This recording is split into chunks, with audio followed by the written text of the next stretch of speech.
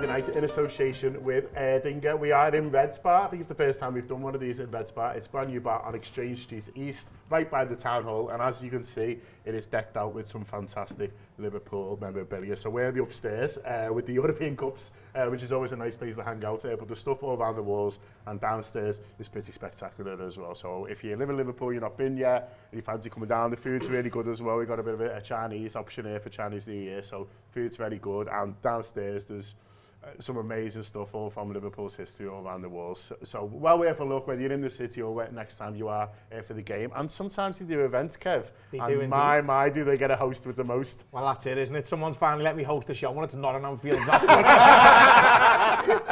So maybe it's because it's a new thing, but you have to let me have a little go of hosting. The thing is, I've always tried to blag that it's dead hard, even though it's not, and then you just wandered in. We're in it all, but you with Aldo will be tonight when this goes out. Yeah, I've got John Aldo, Jim. We were supposed to have John Coleman as well, obviously, previously of Accrington and Stanley for a long time. And then he got a job. He's gone out and ruined it for me, hasn't he? He's thinking about himself and got himself a job, and I think it's Gillingham or somewhere, but I'm sure me and Aldo... Around the corner, either Gillingham. No, he it's can't get fair back enough, very handy from that one, can he? But I'm sure me and Aldo will be able to fill an hour or so of anyone's time. So if anyone fancies getting down Friday night in here, 10 of a ticket, get online, have a little look at them. But yeah, it should be a good night. Yeah, and the Erdinger is very good as well. Although I'm on the non-alcoholic stuff, I saw in the comments a lot of people moaning last week that I wasn't drinking. I'm trying to be off it till Forest. I have a couple of weeks off. I had a big Christmas, as a few of us do. So a few people commenting that I wasn't enjoying the Erdinger. I was desperate to drink it, but I'm trying to be good. So I'm on the non-alcoholic here, which is excellent as well. But just being here, Phil, and just being around the European Cups and the trophies is just a reminder of what it's all about. And we can all get caught up in games and what's important and stuff like that, but there's nothing like that feeling to win a trophy. You've been in the ground for, I don't know if you ever counted how many times you've been in the ground for Liverpool to win a trophy. I know it's at least one of those, maybe two. Two of those. I know Kev's done two as well because I was next to him, at least in the day for sort of both of them. But there's nothing quite like it. And listen, last night, or Wednesday night, when this comes out, they weren't fighting for anything sort of quite that big, but the moments you remember as a football fan is when you win trophies, and I can't get enough of it. Yeah, I think Cup's interesting in that respect because almost like if it's the most important thing, you're not that good. Whereas now I'm looking at it like it'd be great to win, but it's not the priority, is it? And it's been like 2001, it probably was top of the shop because of where we were. We hadn't really we'd had sort of, by Liverpool standards of the 30, 40, 50 years previous to that, it was a bit of a barren period, and then you win that. It was a barren decade, definitely.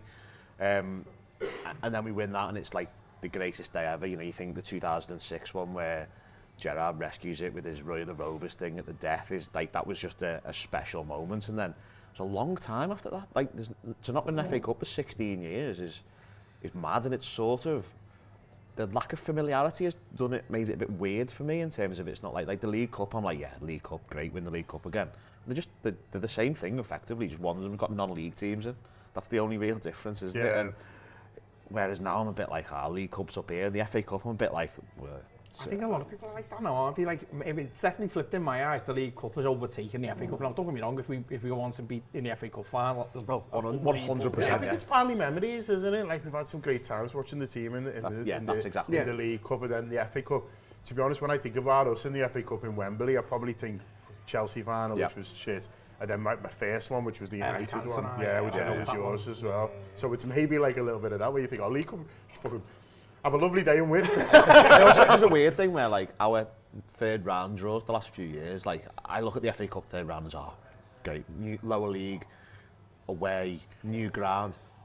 In the last 8 seasons, I think we played like, I think it's something ridiculous, like 6 Premier League teams in the last 8 years. Well, that's it. I was thinking about it. I've got no idea how good Accrington are, because we haven't played anyone like Accrington for like pretty much sort of 10 years now. There was Shrewsbury a few years ago, but I had a look at the team we put out, and it's lads who, fair play, they've played for Liverpool. We had a mad COVID thing, didn't we? And stuff like that, and Max Woolman plays, Elisha Dixon-Bonner, the lads who are... Kai Gordon scores, doesn't he? Yeah, and we go sort of 1-0 down, so even that was a funny game. Like, I find it really hard to judge the opposition because we're not used to it, whereas City get it in the fucking semi-final. City have played Port Vale at home 6 times in the last 7 seasons, I think. And we're like, oh, we're playing Arsenal in the 3rd round. We played Everton twice in the 3rd round. Then we played Wolves twice in the 3rd. So even like we get different teams, we just get the same team all the time. And it's like, can we just have like something a bit fun in the 3rd round of the FA Cup? And it usually comes at the end of a really packed Christmas period, this 3rd round. It's not been quite as bad this year. But it's sort of like, I remember we played Wolves a few years ago, and I think Keanu Hoover comes on early doors, Curtis Jones makes his debut. There's just a few things like this, and you're a bit like, okay, this is a bit of a grind after it, and the manager treats it as such, whereas now it possibly isn't, and that's why it's sort of maybe a bit more interesting this season, because we've sort of got the opportunity to, make some changes and probably still beat Accrington, and then, you might get I'm talking about the 3rd round or the 4th round, or it might be nice this time, you never know, especially with one of Arsenal, Manchester United's going out, for example, so this pool of teams might be quite nice that we can get. But yeah, it's winning trophies is the best, and we probably haven't won this one as much as we should the last 25 years. Yeah. Well, I mean, in the history, arguably, we grew up on the same Liverpool videos, and that 65 win was a massive thing for the City because they'd not won it before, and it become a bit of an obsession almost in it. And so, there's people who could sort of, remember that sort of win, or at least sort of remember that time, or at least were brought up on that feeling of this is a really special trophy. Yeah, 100%. And anyone who's got like older relatives, your dad or whoever, or your uncle who took you to match, they were talking obviously about European Cup, but the FA Cup it had the same esteem to them, didn't it? Because, as you said, so what's that? It's 80 years or whatever of our history, we didn't win it. Yeah. And Everton had obviously won it like a couple of times. There was always like the joke thing of they'll never win it. And then when they finally do get it, it's an absolutely massive thing. And if you watch all the videos of the players talking about doing it, they're absolutely delighted about it. And listen, when we did win it, the times I've seen us win it, it is unbelievable. Like, the weather's nice as well. The weather's always boiling, but there's just something about the way the FA Cup looks. The League Cup I love as a competition, but the trophy probably takes away from it. Why has it got 3 handles? Yeah. What do you do with that? Whereas the FA Cup, it looks like it's like a smaller, slightly different version of one of them, isn't it? It looks beautiful. It looks like so aesthetically pleasing. So when you see your players getting their hands on it, like I've got like boss memories. Like remember Mark Wright lifted it, swearing his head off, and he had to apologise to Princess Michael or whatever behind him. Players like with the leg coming off and hitting him on the head and all that. Listen, it's a boss trophy to win, and the 3rd round draw that we've got, you'd imagine, as you just said, we'll go into the 4th round. So it's another season where by the end of it, we might be going, oh, if only we'd have gone out then. But for now, we don't have to really think like that, because if you look at us, we're flying at the moment. We've played a relatively strong team against Tottenham. It hasn't quite worked out, but it's not the end of the world. I don't think anyone thinks we won't go through. Or maybe not won't go through, but don't think we had a good chance of going through. And I think what will be interesting is you'll probably see a bit of a switch around where Saturday's team against Accrington will be a little bit less strong than the team we've played in the League Cup, but still, in terms of players like Endo and Elliott and players like that, much stronger than most teams will be able to put at this stage of the season. Sure, lads, just as the soul bit his mouth burning. Sean Dyche has just been sacked. This is coming out Friday, they knew. So there we go. They kick off in 3 hours. I know, it's great, isn't it? Liam Baines is taking charge of Manly. I had the movement on the way here. Most Everton thing ever done. Dyche, leave the wall up to him, make him run away. Turns up in his I'm on the bus, no, not you. Well, you having a pre-match meal? Fuck off. Gruel. Put your hand up if you come to Goodison. Leave it. Fucking hell. You've been to a fucking great. Fuck the FA Cup, that's the real sport. That's the real big one. Have you been to a final? Joe, I haven't been to a final. I went to the semi-final against Barca in 2019. And I had an agreement with my brother. My brother took me, and he said, if we get to the final, I'll pay for you to go to Madrid, because he's a knobhead. He didn't take me, and he went on his own, so I still hold him against it. But 100%. To me now, I think the manager would have boxed off at the start of the season. I think his aspirations have changed, obviously, how well we've played across the season, but I think he'd have said, look, I want to do something in the cups, or in a cup, I want to go far, and that would have been on the whiteboard, I think, in pre-season. Now, as I said, I think his aspirations have changed, and he's realised that maybe we've got someone else brewing in other competitions, but I think the manager will be taking it as deadly serious as he can, because he also realises the FA Cup is it's a worldwide known trophy. It's not a small trophy, and people do still have so much respect for it. I think it has lost a little bit of gloss with it, with obviously the replays and things like that in conversations. But for me, like I agree with Kev, we'll turn up probably on Saturday, and there will be rotation, and I think there's going to be a real sort of shift in after, especially after last night's game. But I still think we're going to take it as seriously as we can, even if it's against an Accrington, Stanley, or any other team that City usually get at this point in the competition. But I could see us still dropping in. I can see Darwin Núñez playing 90 minutes. I can see players like, I can see Chiesa getting starts. I can see Elliott getting a start.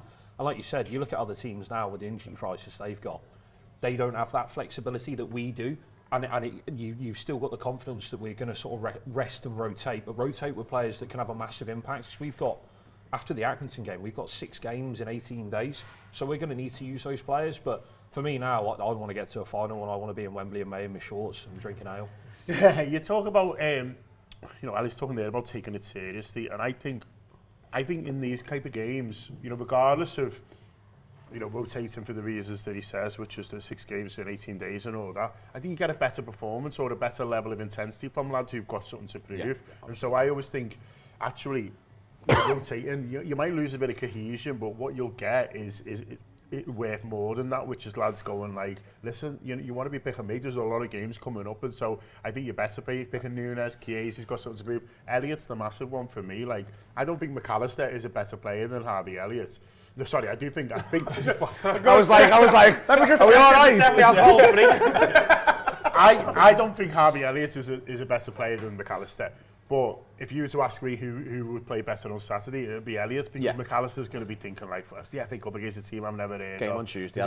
Tuesday. Whereas Harvey Elliott's going to go like, I want to brace here, and you're telling the managers you get me. And so I think rotation in games like this, actually, you're more likely to get a better performance from the team. Yeah, I agree completely. I think it is always a bit mad though, because you usually, quite often, you'll look at like a heavily rotated team and go, sound that, and then you watch it play, and it's like, these lads don't really, there's no familiarity, but that's usually when you're playing like a low 11 Premier League team, and that's a problem. Whereas on Saturday, it shouldn't really be a problem. Just be technically better. They'll be more physically developed, more fit, more, just everything will be like a level above. And I think the interesting thing I think with this is probably going to be what happens off the bench, because I think you probably end up seeing like some players you have to start but maybe get an hour, and then you bring kids on, because there'll probably be an obvious 7 or 8 players who just aren't in the squad, but the bench will probably be a bit of a mix, be quite young, and it'll probably be an opportunity for someone like Neoni or Ngamoa and maybe Nallo at the centre back to sort of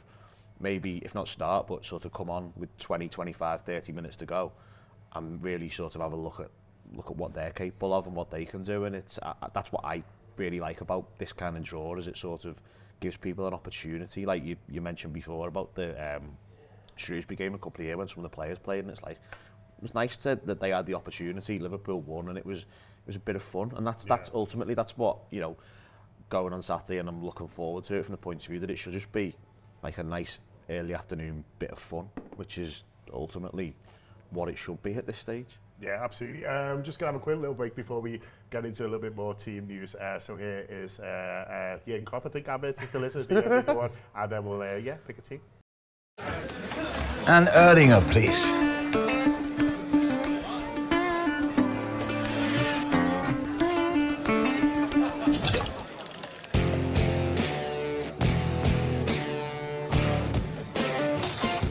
Stop! Don't forget the best bit.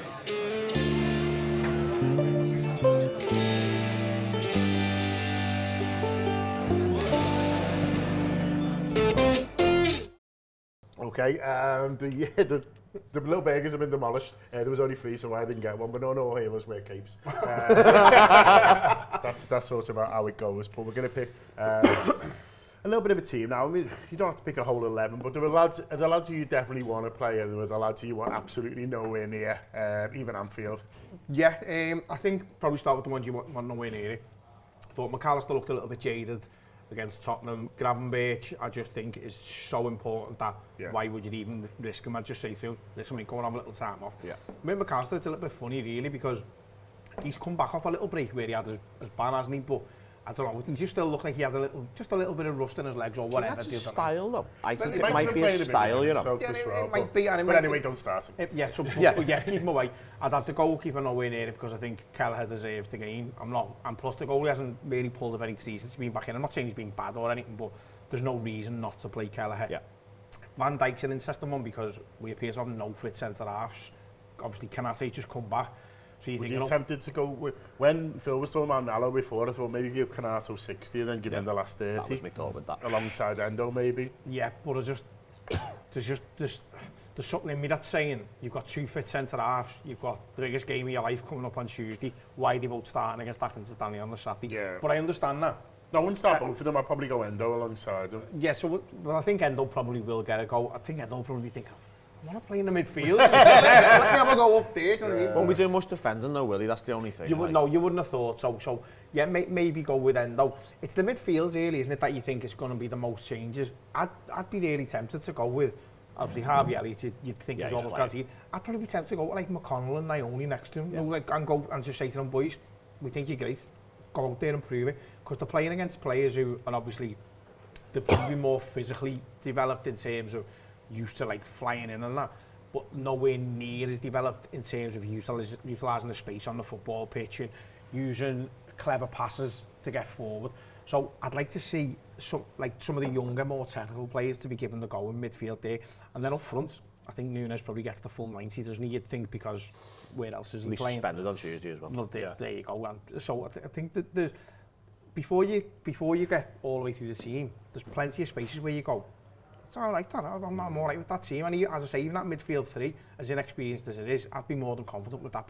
The only starting midfielder that I think could be potentially sort of spoken about is Szoboszlai. Yeah. Only because he's missed the last 3. Yeah. Only 3 illness, so we know he's not injured, but I'd be tempted to give him at least a half, just to go. If he's fit, I think you've got to give. Just to get him a bit of rhythm. Because Forest away on Tuesday is a massive game, and with Curtis Jones's form being inconsistent, I'd want Dom to be at least getting some minutes, just so he can go into Tuesday fit and firing. Well, you want him for his engine on Tuesday, don't you? So because on their counter, the way their they counter break, attacking, you need someone who can just swallow the ground up like he can. So, I'm with Ali. I think if he was fit and he's feeling all right, I'd be tempted to give him at least a half, maybe even 60. Yeah, and definitely. I suppose the one thing you've also got to sort of slightly remember is training. They won't be doing much training at the minute. Yeah, they're not training at all. They played Wednesday. They cancelled training today because they were laid back, weren't they? That's Thursday. This is Friday. This is Thursday. Yeah, sorry. Yeah. Don't panic, people. Yeah. Phil. Sorry. Yeah. Well, that would have been bad, wouldn't it? No training the day before the game. But yeah, they obviously don't train. They do the day of the game. They do recovery day on Monday. They do a day before a game on Tuesday. Then there's no training on Wednesday because there's a game. There's no training on Thursday because they cancelled it because they had to drive back from Birmingham. There's a pre-game on Friday. There's Sunday, which is presumably a recovery day. Then there's a Monday, which is the day before the game. So there's not actually that many opportunities for them to train. So when you think about it like that, there is a slight chance there's probably a few players a little bit more involved than you think, particularly defensively. Like Van Dijk, for example, he's not going to be doing much defending. We also have no defenders. That's a reason to rest him, but it might also be a reason that the manager just goes, look, someone's got to play centre-back, and he's not training. He's going to have a very easy day. It wouldn't shock me if he starts. Can you just stand there and maybe just clear a few balls and head the odd thing clear every 15 minutes or so? And half the team of scouts is like, surely you're going to be sound. Yeah. Well, the only thing is, what about the third of them who were ever told? There's one fella on there going like, you're getting it, you're They're just like, that's the hardest game I've ever played. Been elbowed 16 times at the same corner. I just think there's a chance that might, in the circumstances, happen, and it probably isn't too much of a problem if it does. I think he knows how to coach. I'm looking forward to 20 minutes of Ingamoa. I think that's what I think. I have. Yeah, I reckon so. It would be nice if we were coming away. You obviously want to come away after the Liverpool win, but it'd be lovely if we're coming away thinking either someone like an Elliott or a Chiesa has gone, listen, I'm ready, and then you think, he's a good option off the bench, or one of these young players who we might not see again till the next round, but shows what they're all about. Yeah, 100%. I've said to a few people that I think a signing in January would be great. And it's the old thing of it's like a new signing. If you've got someone who come out of the game, and I know it's only Accrington Stanley, so it's, you can't exactly say, okay, well, straight in for Forest type of thing. But if someone you come out of the game going like, do you know what? He was absolutely brilliant there. He's definitely an option for the rest of the season, and that's basically all we need. I'm not saying we need to sign a first team player to go straight in. I'd love that, don't get me wrong, but it'd be nice to just have another option. And I think when we're talking about that, really what we're talking about is a midfielder, isn't it? You're not really going to get a young kid who comes in and plays centre half and you go, that doesn't really, that's not the type of thing that happens in centre half. And he's not going to be tested enough in this game to sort of. You look like Naomi or McConnell, really, are you? Probably. I keep saying McConnell, you know, if there's Tyler Morton as well. Yeah, Tyler Morton. You know what? Yeah, fair play. Somebody like that who just goes, Gaffer, I'm an option, you know. Play me at home. You'll have no issues with me whatsoever. And just someone at slot goes, do you know what? Actually, it's nice to be able to say on 60 minutes in a game that I'm relatively confident of winning. All right, McAllister come off and just rest them legs, or Gravenberch come and have a little breather, and this fella can go on and do the same job. Now, he's probably not that far off with them anyway, because if they're in the squad, he was ruthless in the summer, wasn't he? He got rid of a load of players. Bobby Clark is probably thinking, I thought I was going to have half a go next year, and the manager's gone, no, not for me, see you later. And he wouldn't have, to be fair. No, he wouldn't, but if the manager's kept him around, and more in particular, because there must have been some interest in him, because the job that he did at Blackburn, you'd think there's been a lot of clubs, especially Championship and probably lower Premier League level, going, okay, we'll take him, and they said no for whatever reason. So it'd be nice to maybe someone like that to just grab the mantle and just say, listen, Gaff, I know you're not going to play me in every game, but I just want you to know, if you put me on that pitch against any team in this Premier League or any team in that European Cup, I'm confident I can do a job. Listen, we're up for the cup. If you want to come down and see these European Cups, it is Red Spar on a straight street, like I said. The Erdinger is excellent. The food is really good. The compares are mixed, but I'm sure he'll do great. Do get down and try and heckle him tonight if you can with Aldo. Be careful with Aldo, though he can bite. Thanks a lot. Enjoy your Erdinger, enjoy your weekend. Enjoy the game. Up the Reds.